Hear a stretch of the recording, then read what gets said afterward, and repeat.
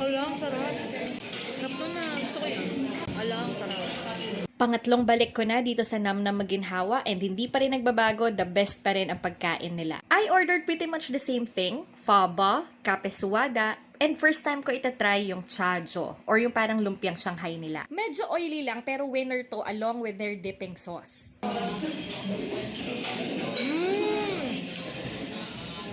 Alang, sarap. Very consistent pa rin ang lasa ng faba nila. Same comforting taste. Unlike ramen, hindi siya masyadong flavorful, so hindi siya nakakaumay.